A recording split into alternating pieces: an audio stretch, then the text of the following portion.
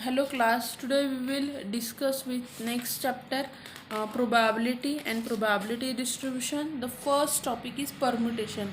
Now what is mean by the here factorial आपको पता होना चाहिए what is mean by factorial. जब भी हम किसी भी नंबर को फैक्टोरियल से मैं डिनोट करती हूँ तो मैं क्या करती हूँ उसे कि 1 से लेके वहाँ तक उसे मल्टीप्लाई करती हूँ। आप इसे 3 to 1 तक रिवर्स में भी ले सकते हो, या फिर आप क्या करो 1 2 3 सभी जो नंबर्स है उसे क्या करना है 3 तक मल्टीप्लाई करना है। 5 फैक्टोरियल मतलब क्या रहता है कि 1 to 5 के सभी नंबर्स का मल्टीप्लिकेशन। 8 फैक्टोरियल मतलब क्या रहता है कि 1 to 8 के सभी नंबर का मल्टीप्लिकेशन। ओके, सो n फैक्टोरियल मतलब क्या है कि n से नीचे 1 to n तक के सभी नंबर्स का मल्टीप्लिकेशन। 0 फैक्टोरियल की वैल्यू आपको याद रखनी है। 0 फैक्टोरियल की वैल्यू क्या रहती है 1 रहती है। Permutation of 3 numbers. परमुटेशन मतलब क्या रहता है कि किसी भी नंबर्स को मैं कितने टाइम में अरेंज कर सकती हूँ। सपोज मेरे पास ये 3 नंबर है ए बी सी है, तो मैं इन ए बी सी को कैसे अरेंज करती हूँ। एक तो A B C, then B C A C B, then आपका B A C A B, C B A. इतने सारे टाइप में मैं क्या कर सकती हूँ, इन 3 नंबर को एक साथ अरेंज कर सकती हूँ। सो ये जो मेथड है कि या हम आउटकम का निकालते हैं कितने टाइम हम उसे अरेंज कर सकते हैं। So there are n factorial way. कितने नंबर रहेगा n फैक्टोरियल मतलब आपका यहाँ पे देखो 1 2 3 नंबर्स है ना, तो 3 नंबर है तो मैं क्या कर सकती हूँ 3 फैक्टोरियल की वैल्यू आती है 6। यहाँ पे देखो दिया हुआ है 6 आती है। So there are 6 way to arrange this 3 number. Okay, so यहाँ पे हम क्या करते हैं कि 6 way to arrange this number. So what is mean by here permutation. जब मैं परमुटेशन लेती हूँ NPN, okay, so permutation is nothing but the arrangement of this thing n things taken at this n time. कितने time में मैंने उसे अरेंज किया है। यहाँ पे देखो how many numbers can be form by using the digit 1 2 3 4 7 and F if no digit is repeated. एक भी डिजिट क्या नहीं होना चाहिए, रिपीटेड नहीं होना चाहिए। परमुटेशन आप यहाँ पे आगे कॉम्बिनेशन भी देखोगे कि यहाँ पे अगर आपका कोई भी डिजिट रिपीट नहीं होता है, ओके, नॉट रिपीटेड रहेगा, तो उसे क्या कहते हैं परमुटेशन रहेगा। तो कितने वे है यहाँ पे कि एक भी टाइम आपकी कितने वे ये डिजिट है 1 2 3 4 5 6 डिजिट है। ओके, एंड कितने वे है उसे कैलकुलेट करने के 6। उसके लिए एक फॉर्मूला है, formula for calculating the here NPN is equals to n factorial। Okay, so this is equals to क्या आ जाएगा आपका 6 factorial which is equals to 720 way. How many way the letter, यहाँ पे क्या है कितने वर्ड्स का लेटर है 1 2 3 4 5 6 7। कौन सा लेटर रिपीटेड है क्या, नहीं, कैन बी अरेंज, एक भी लेटर रिपीटेड नहीं है। सो कितने वे हैं यहाँ पे लेटर हैं 7 लेटर हैं। हम उसे कितने वे में राइट कर सकते हैं 7p7, उसकी वैल्यू कैलकुलेट करो। So in this way we can arrange this letter. अभी आपका NPR, यहाँ पे तो हमने देखा कि हर एक नंबर सेम है। अगर मुझे कम नंबर में उसे ये करना है तो NPR का फॉर्मूला है n factorial divided bye n minus r factorial. तो यहाँ पे देखो 4 डिजिट का नंबर है।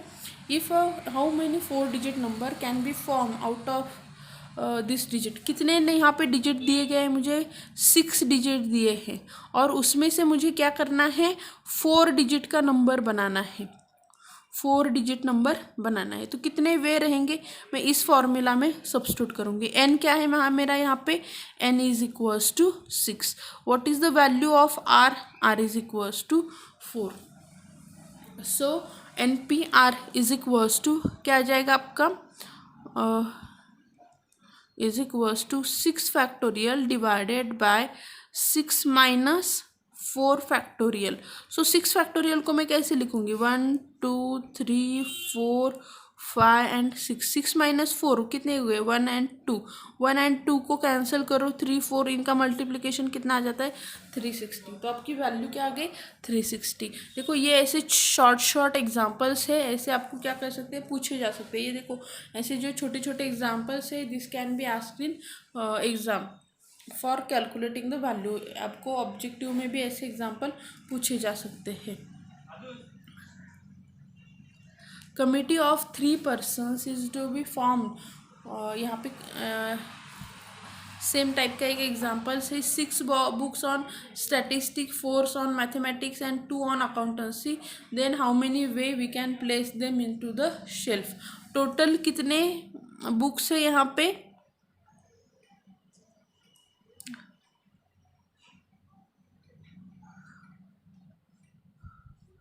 टोटल 6 बुक्स है राइट ना। कितने बुक्स है 6 बुक्स है। और आपको क्या करना है यहाँ पे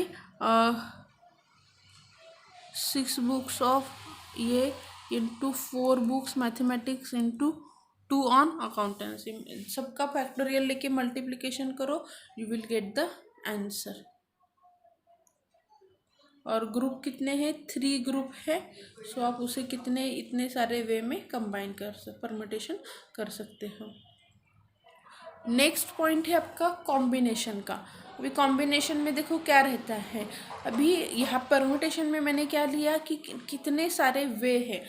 कॉम्बिनेशन में क्या रहेगा कि there are 3 letter ABC, we have to select 2 of them, can be done in 3 way. मुझे उसमें से क्या करना है 2 ही सिलेक्ट करने हैं, तो कितने रहेंगे 3C2।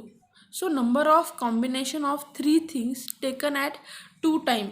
सो उसका फॉर्मूला है ये एग्जाम्पल देखो कि committee of 3 person can be form from the 5 person. मुझे क्या करना है 5 लोगों में से 3 ही लोगों की कमिटी फॉर्म करनी है।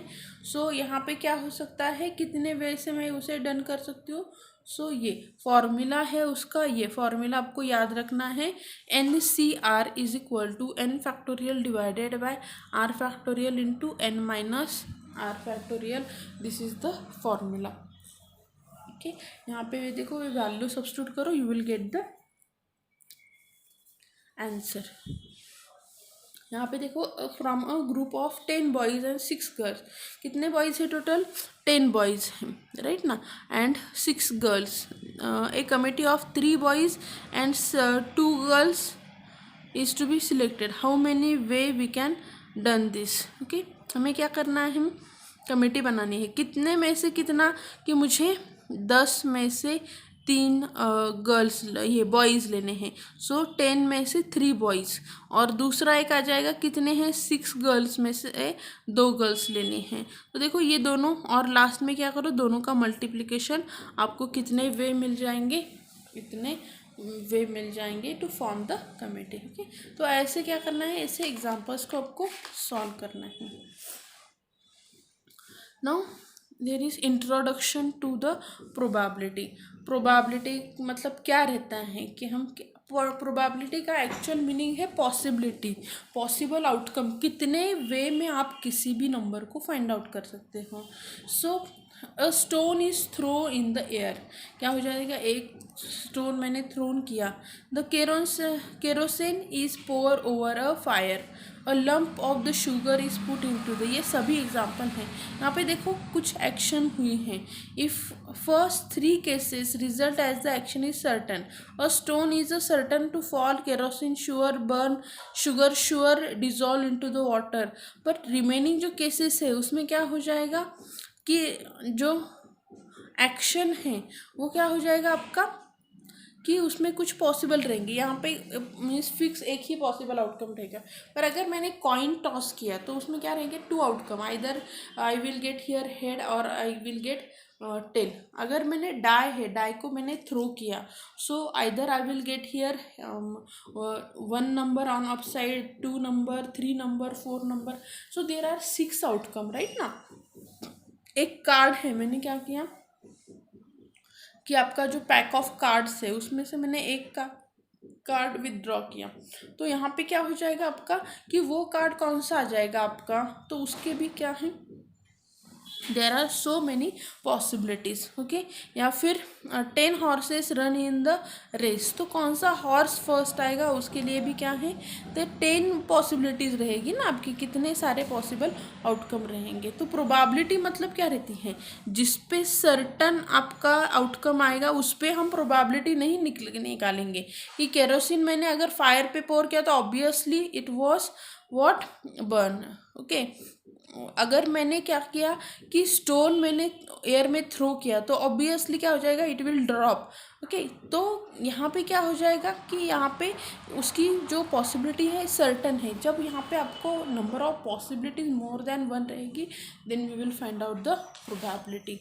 सो they gives us some here concept कि आपका जो पैक ऑफ कार्ड रहता है, टोटल एक कार्ड में, यहाँ पे मैं यहाँ पे नीचे लिखती हूँ कि एक पैक ऑफ कार्ड है, उसमें कितने रहते हैं टोटल कार्ड्स, 52 कार्ड्स उसमें रहते हैं, ओके। उसमें भी क्या है कि आपके नंबर्स के कार्ड अलग रहेंगे। देन यहाँ पे क्या रहेगा आपके जो अब उसके 4 सेट रहते हैं, ओके। उसमें हर एक में 13 का ये रहता है, इक्वली रहेगा, ओके। नहीं, एक कॉइन है, कॉइन के लिए कितने रहेंगे ये कि पॉसिबिलिटीज 2 रहती है। एक मैं कॉइन टॉस करूँगी तो उसमें क्या आ जाएगा, एक तो हेड आ जाएगा या फिर क्या हो जाता है, टेल आ जाता है। तो कितने पॉसिबिलिटीज रहती है, 2।